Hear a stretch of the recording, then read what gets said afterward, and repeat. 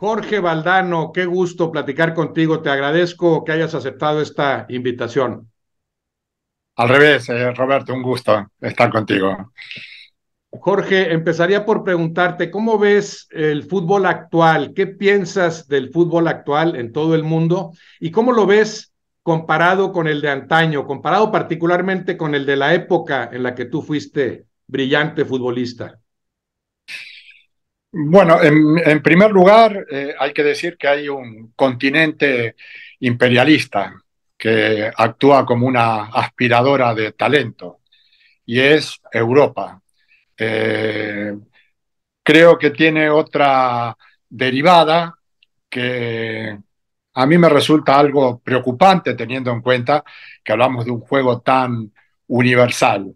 Se trata de un continente con una capacidad económica desproporcionada y en un fútbol en donde se está imponiendo lo académico por encima, por llamarlo de algún modo, de lo instintivo. Es como que la academia se está apoderando del fútbol y está desapareciendo la calle como escuela. Y claro, la academia también depende en gran medida de lo económico. La academia necesita instalaciones, necesita de profesores de gran nivel y creo que todo eso está pronunciando cada vez más la ventaja que tiene Europa con respecto a los demás continentes. A mí, francamente, hasta me sorprendió que Argentina haya Sí. ganado el último mundial, sencillamente porque aunque el estilo se ha debilitado, sigue habiendo una cultura futbolística muy fuerte en el país que trabaja en favor del oficio del jugador. Y además porque la mayoría de ellos juega precisamente en Europa, donde el roce competitivo les permite tener una cierta autoridad futbolística cuando las cosas se ponen complicadas, ¿no? No soy nostálgico, creo que se juega mejor que nunca en términos colectivos, pero que esto se está poniendo demasiado metódico. Y hay acciones como el control y el pase que cada vez se manejan mejor, sin embargo están desapareciendo otras como el regate y todo aquello que tiene que ver con la creatividad, ¿no? Bueno, más o menos eh, esa es la temperatura, según mi criterio, del fútbol actual, ¿no? Cuando hablaste ahorita, Jorge, del fútbol de la academia y de la calle, de inmediato pensé en Messi y ahora hablas de Argentina, ¿no? Pues Messi es de la calle, sigue siendo de la calle, el mejor futbolista, bueno, el mejor futbolista que yo haya visto. Y también está en relación con lo que mencionabas, Argentina, porque te iba a preguntar esto otro también. La raza negra que irrumpe en el fútbol, dominadores de los cambios de ritmo, la potencia, los franceses, los franceses últimamente y los brasileños de siempre. ¿Qué hizo Argentina para ganar y además hacerlo con todo merecimiento la Copa del Mundo? ¿A qué argumentos tiene que remitirse? ¿Qué herramientas utiliza? Bueno, en primer lugar, Messi. Messi es el primer jugador anfibio, mitad calle, mitad academia. Hasta los 12 o 13 años fue producto de la calle, de la espontaneidad, y después llegó a la escuela seguramente más ilustrada técnicamente de toda Europa, la cantera del Barcelona. Y de la mezcla de las dos cosas salió este genio que posiblemente eh, será el único mestizo, ¿no? Que le debe un poco a la calle y un poco a la academia. El O anterior sea, era Maradona, todo sí, calle, sí. y el siguiente será Mbappé, mucho más academia, Ah, ¿no? sí. Y en cuanto a Argentina, es una escuela futbolística muy, pero muy potente. Yo creo que la prueba definitiva la tuvo en la final del Mundial, cuando un partido que estaba dominando Sí. cómodamente se le complica de una forma atroz. Francia empieza a mover el banquillo, va sacando a la cancha jugadores cada vez más altos, cada vez más fuertes, cada vez más rápidos, y Argentina llega a la orilla, llega a los penales gracias al oficio, que fue capaz de permitirle sobrevivir en un momento de angustia total, de estas que solo el fútbol es capaz de producir, ¿no? O sea, de momento estás dominando el partido ampliamente y sin saber muy bien por qué te terminan empatando en 3 o 4 minutos y hay que salir de esa incertidumbre y para eso vale la personalidad y la gran cultura futbolística que existe en Argentina gracias a los clubes que hay en todos los barrios, que hay en todos los pueblos y que ayuda mucho a extender el mensaje, ¿no? Y es verdad que cada vez vemos jugadores más fuertes físicamente, ¿no? Eso resulta indiscutible. Yo, por ejemplo, era un jugador muy alto para mi generación y ahora hay equipos que tienen de promedio mi estatura, ¿no? Sí, sí, Para eso se hace importante tener a varios de más de 1,90. sí, Ahora, mira, la semana pasada le hice una entrevista a Xavi, el entrenador del Barcelona. Le hablé de Pedri, que a mí me parece un jugador que resuelve todas las cosas con mucha naturalidad, me, me- me- me fascina futbolísticamente, ¿no? Pero le expresé mi preocupación, le dije, ¿no será un jugador contratendencia que sí. eh, va a ser devorado por esta deriva física que está teniendo el fútbol, física y táctica, ¿no? Y él me tranquilizó mucho. Dice, mira, Jorge, de mí dijeron que era el cáncer del Barcelona y bueno, jugué al fútbol en el club durante 15 años y fue parte importante del mejor Barcelona de la historia. Dentro de 20 años seguiremos diciendo este tipo de cosas y el talento seguirá reinando por encima de todo, ¿no? Y, y la verdad es que la opinión me tranquilizó mucho, porque es una opinión que yo suelo defender, pero Xavi me adelantó y terminó por alimentar mi confianza con respecto a este aspecto que es muy importante para mí. Sí, porque ves, me remito también, como tú lo haces, al ejemplo del tramo final en Qatar, ¿no? Esos 70 minutos ampliamente dominados por Argentina, una Francia adormilada, y luego empiezan a entrar todos esos futbolistas y ves un cambio físico muy claro que se refleja en el marcador, empatan, y a mí sí me sorprendió, no sé si a ti, la capacidad que después Argentina muestra en los tiempos extra. Claro, esto nos permitió vivir los 50 minutos tal vez más vibrantes que una final de Copa del Mundo haya tenido, ¿no? Pero ahí sí apareció ese oficio que tú mencionas, cuando parecía ya misión imposible, de un partido resuelto, parecía esto ya lo resolverá ahora Francia en el tramo final y tiene Argentina ese oficio, esa capacidad para enfriar al rival, para enarbolar otro juego que le permitió incluso ser mejor, yo creo también en esos tiempos extra para que todo llegara a los penales. Por no hablar, Jorge, de los últimos 2 minutos de esos tiempos extra, ¿no? Increíbles. Sí, increíble, francamente increíble. No, es un fútbol que ha madurado a través del tiempo y lo hemos visto también en el Argentina-México, ¿no? El equipo parecía colapsado emocionalmente. eh, Todos sabíamos que tarde o temprano iba a aparecer un resquicio.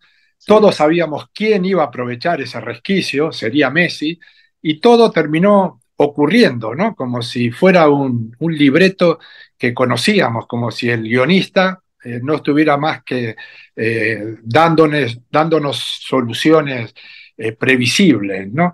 Eh, Mira, te voy a contar una anécdota. Yo era entrenador del Real Madrid y fui de vacaciones a Argentina y me fui un día a mi pueblo y me invitaron a jugar un partido, ¿no? Y yo estaba en un momento defendiendo mi área cuando había una situación de desborde. Y yo miraba como hipnotizado al que estaba desbordando para tirar el centro. Y atrás mío, el negro Cardoso, que es un jugador de mi pueblo, que no se conoce más que en mi pueblo, me dijo, entrenador del Madrid, mire a su marca, no al que va a centrar, que el que va a centrar no mete el gol, el que va a meter el gol es el que usted debería marcar, ¿no? O sea, el negro Cardoso le daba instrucciones al entrenador del Real Sí, Madrid en un pueblo de 10.000 habitantes sí. de un sitio remoto de Argentina, ¿no? Bueno, pues ahí está eso que llamamos oficio, que está muy, muy extendido y que si tú has pasado por Buenos Aires, lo habrás visto hasta en un taxi, ¿no? En donde tú vas hablando con un amigo sobre un jugador y el taxista se da vuelta y te define a ese jugador y Sí, te contradice sí. tu opinión, porque es algo que está muy, pero muy extendido, ¿no? Bueno, luego hay otra cosa que no sé definir, que no sé definir, porque efectivamente hay mucha garra en Argentina, pero también la tienen las chicas del hockey, la tienen los Pumas, o sea que hay algo que no tiene exactamente que ver con el nacionalismo, porque Sí. México yo creo que tiene más fuerza nacionalista que Argentina, ¿no? Pero hay una fuerza competitiva ahí que yo no sé muy bien de dónde sale, ¿no? Todavía no he sabido interpretar. Y ese oficio, Jorge, que así como lo ves en los taxistas para hablar como expertos en fútbol, ese oficio me imagino que de él abrevan desde niños al jugar en las calles. O sea, el niño ya aprende muchas cosas, yo creo, como futbolista, que en México se aprenden a los 18 años. Así es, así es. La calle en Argentina es muy importante y también los clubes. Hay eh, un, una cultura de clubes, ¿no? Messi, en una entrevista que le hice antes del Mundial, me dijo que él estaba en el club de su barrio desde las 9 de la mañana a las 7 de la tarde, que un rato se bañaba en la piscina, otro rato jugaba a las cartas, pero los ratos más largos los hacía jugando al fútbol, ¿no? Y, y ahí es donde uno aprende las cosas básicas del fútbol, ¿no? Los conceptos que te ayudan a jugar con cualquier sistema, con cualquier táctica. Me quedé pensando en ese momento al que te referiste hace rato, el gol de Messi ante México, ¿lo ves como lo vi yo y creo mucha gente, como el parteaguas de la selección argentina en esa Copa del Mundo? Es esa selección campeona con todo merecimiento, marcó un antes y un después a partir de ese gol de Messi ante México. Sí, salió muy mal del partido frente a Arabia. Yo lo explico con la definición, un colapso emocional. De hecho, el primer tiempo contra México fue un quiero y no puedo. O sea, era Sí, un equipo tan nervioso, tan presionado, que uno desde afuera decía, es imposible jugar al fútbol así, es imposible, no se puede jugar al fútbol con esa tensión, ¿no? Y estábamos efectivamente esperando que Leo haga el milagro, ¿no? Parecía un filósofo ahí, ¿no? Caminando, pero mientras caminaba pensaba, estaba buscando el centímetro, el sí. segundo, y lo encontró. Y bueno, marcó un golazo del que no hemos hablado demasiado porque es un gol clásico, pero la velocidad con la que arma la pierna, con la que saca el tiro, en un momento de tanta tensión, pues explica que estamos ante un jugador distinto, ante un genio, ¿no? Sí, sí, estamos tan acostumbrados a que meta ese tipo de goles que ya lo vemos normal. Sí. Esa jugada que él domina y De los... todas maneras, Sí, Roberto, hablamos de oficio, hablamos de clubes, hablamos de calle, hablemos también de los genes, ¿no? Yo le decía a Leo, ¿tú eres consciente de que el espermatozoide justo fecundó el ovario justo en el momento justo? Que si en lugar de ese espermatozoide llegaba el anterior o el siguiente, tú en lugar de meterla adentro la tirabas afuera. Y él me lo explicaba de otra manera, me decía, sí, sí, yo sé que Dios me ha dado algo que no le ha dado a los demás, ¿no? Pero quiero decir que hay algo que solo se explica desde la naturaleza del jugador. El genio nace, ¿no? El genio luego si tiene que nacer en el lugar justo, ¿no? Nacer en Rosario, que ha dado tanta masa crítica, tantos futbolistas y tantos entrenadores, te da una ventaja, ¿no? Esto lo decía muy bien el flaco Menotti, decía, todos sabemos que es imposible un Maradona japonés, ¿no? Sí. Bueno, pues juega la lotería natural, la genética, y juega la lotería social, haber nacido en el lugar justo, ¿no? Mencionaste Arabia, ese partido increíble, Arabia-Argentina, y eso me obliga a preguntarte, ¿qué piensas actualmente de estos árabes que están soltando todo el dinero del mundo para trastocar a ese grado el mercado internacional, el mercado de las grandes figuras?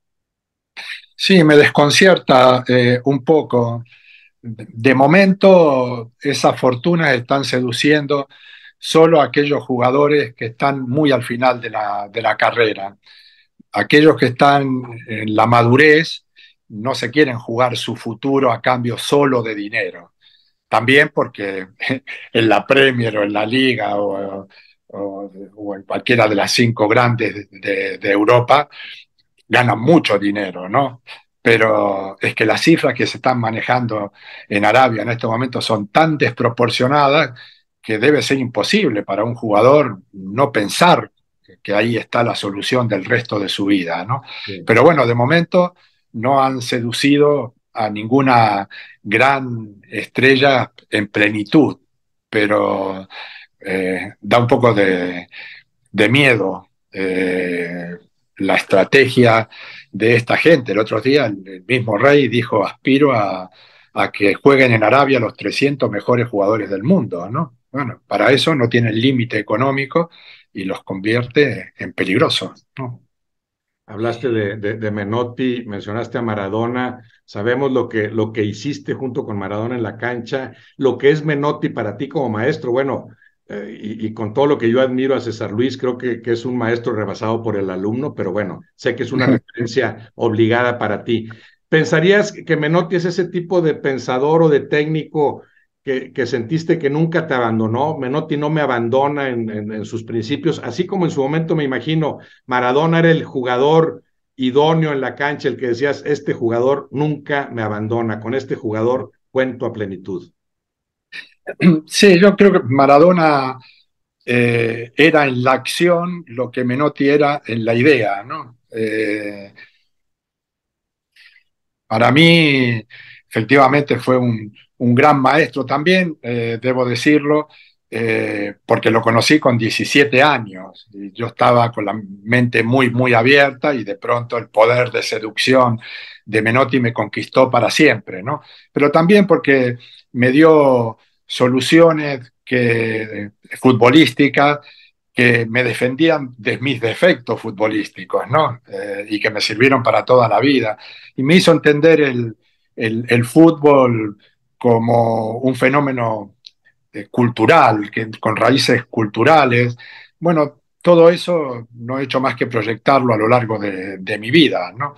Hay gente que tiene como maestro a Bilardo y yo tengo a Menotti, a pesar de haber sido campeón del mundo Sí, con Bilardo, ¿no? sí. Pero bueno, también debo decir que a Bilardo lo conocí con 30 años, cuando yo ya tenía mis ideas muy, muy afianzadas, ¿no? Y eso, lógicamente, no me permitió tomarlo de todo en serio a Bilardo. Y Maradona en la cancha, ¿qué representaba? Maradona en la cancha era feliz, Roberto. Y la gente que es feliz es generosa, es valiente, es exhibicionista. En la cancha era perfecto, era perfecto. Y tenía un dominio del espectáculo que solo tienen los rockeros, ¿no? Daba la sensación de que movía a la gente como le daba la gana cada vez que recibía la pelota. Y eso generaba una transmisión, ¿no? Unas ganas de estar a la altura, de estar a la altura. Pero bueno, también había que saber ocupar el papel de actor secundario al lado de Maradona, ¿no? Fíjate que a Messi le costó 15 años encontrar al equipo que lo entendiera y que le diera el lugar que le correspondía, ¿no? Nosotros eso lo entendimos muy rápido en el 86. Sabíamos quién era Maradona y quiénes éramos nosotros, ¿no? Maradona era un individuo genial que te aproximaba al éxito y nosotros éramos los que sustentábamos el equipo con todas las premisas colectivas que son necesarias, ¿no? En el 82, por ejemplo, ¿qué pasó con aquella Argentina? Yo pensaría que en el 82 Maradona estaba más cerca de su plenitud que en el 86, aunque ya sabemos cómo conquistó al mundo del fútbol en 86. ¿Qué le faltó a esa selección de 82 para aprovechar todo eso que Maradona ya tenía? Yo creo que llegar a un mundial en plenitud es esencial para aspirar al campeonato. Nosotros fuimos campeones en el 78, fuimos campeones en el 86 y fuimos decimosegundo en el 82 con los mejores jugadores del 78 y con los mejores jugadores del 86. Sí. Eso se explica de una sola manera. Maradona era demasiado joven, porque tú te dices que tenía plenitud y era Sí, una no, no, plenitud. no es cierto. Maradona en el 82, no sé si era un jugador de 22, 23 años. 22 años, Sí. 22 No, años. claro, la Plenitud plenitud tenía, la tenía claro, 86, claro, sí. eso es, exacto, sí. Pero bueno, era plenitud física en el 82, porque era una Sí. bala, pero todavía sin el grado de madurez, era su primer mundial, ¿no? En cambio, Kempe ya eh, había pasado su cuarto de hora, ¿no? Ya había sido su plenitud en el 78 y en el 82 ya no tenía esa fuerza competitiva. Sí. Así que teniendo a dos crack absolutos en el equipo, no nos alcanzó porque uno era demasiado joven y otro demasiado veterano, ¿no? En su momento, Jorge, creo que para la gente de fútbol era lectura obligada aquel fútbol sin trampa, ¿no? De Menotti. Y tiempo después, tus sueños de fútbol, que para mí también, como muchas cosas que has escrito, son indispensables para los que gustamos del fútbol. Y recuerdo en aquellos sueños de fútbol, entre otras frases, una que decía, el fútbol es una microsociedad imperfecta porque no incluye a las mujeres. No sé si más o menos esa frase. Y después ya has hablado de cómo empezó a incluirlas. ¿Qué piensas de la mujer actualmente en el fútbol, jugándolo y comentándolo? Bueno, en primer lugar debo decir que yo he sido muy feliz jugando al fútbol. Mi niñez, gracias al fútbol, ha tenido una intensidad y fue beneficiaria de un placer muy, pero muy grande, ¿no? Y me costaba entender que la mitad de la humanidad no tuviera derecho a ese placer, porque el fútbol era un deporte esencialmente masculino, ¿no? Bueno, que estén conquistando ese terreno me parece muy sano socialmente y me gusta que estén acelerando con la velocidad con que lo están haciendo. Y en cuanto a las comentaristas, es una cuestión de tiempo, o sea, la capacidad intelectual para el análisis eh, eh, exactamente igual. Lo único que hace falta es familiarizarse con el tema, sentirse con autoridad y hay gente con mucha personalidad que lo está haciendo francamente bien. Por lo menos a mí me agrada mucho escucharlas, ¿no? Hace poco te leí un comentario que comparto plenamente sobre esta apertura de las mujeres para aceptar a las jugadoras con cualquier preferencia sexual que ostenten, a diferencia de lo que sucede con los hombres. ¿Cuánto falta para eso, Jorge, para que se vea una apertura similar entre los hombres? Pues es que me sorprende que todavía estemos en este punto, Sí. me sorprende muchísimo que estemos en este punto aún, ¿no? Que ninguna gran figura no se haya decidido a tomar esa bandera, ¿no?